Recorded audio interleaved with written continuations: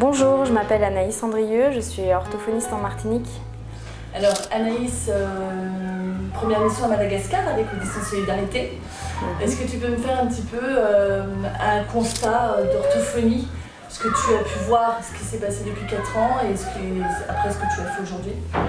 Oui, c'est vrai que cette mission, il y a déjà beaucoup de travail qui a été fait en amont. Et j'ai pu constater que déjà sur place, il y avait énormément de professionnels qui étaient très formés, très riches au niveau des pratiques d'accompagnement de l'enfant sourd.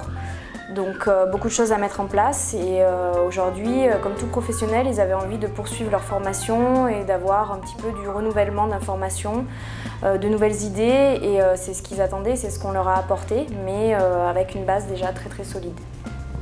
Au niveau justement de ces enseignants, toi tu les connaissais pas. Oui. Est-ce que tu les as vus naturellement faire des exercices d'orthophonie au sein de leur classe? Oui, j'ai vu qu'il y avait déjà des choses qui ont été mises en place avec des petites sessions d'oralisation de manière rituelle tous les matins, tous les soirs. Enfin, des choses comme ça qui sont tout à fait entrées dans leur emploi du temps et qui font partie du quotidien en fait. Quand tu as pris des élèves en individuel, tu as vu les dossiers depuis 2014. Est-ce que tu as vu une évolution de l'enfant, de la parole? Est-ce que tu as des exemples précis?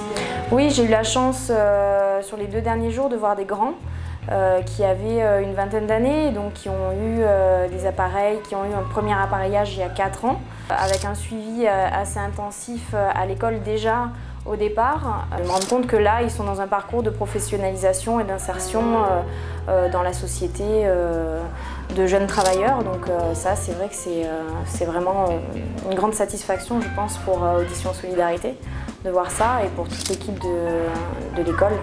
Tu t'attendais à ça, à ce résultat-là? Non, je ne m'attendais pas à ce qu'il y ait de si grands qui soient à ce niveau-là. Donc voilà, très fière d'observer ces choses-là. Au niveau de la mission, est-ce qu'il y a un moment fort qui t'a plus marqué qu'un autre?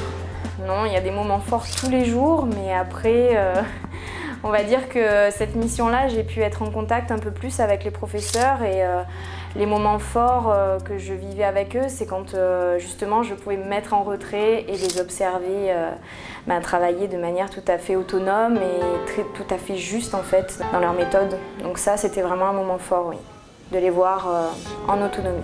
Travailler avec une équipe comme tu as là sur le plateau, c'est comment? C'est top parce que dans mon travail quotidien, j'ai pas du tout la chance d'avoir une équipe complète autour de moi de manière instantanée. Donc au niveau de la communication et de la prise en charge du jeune ou de l'enfant, c'est tout à fait efficace et ça c'est vraiment très enrichissant pour nous professionnels. Si tu devais résumer la mission en un mot? Je dirais richesse.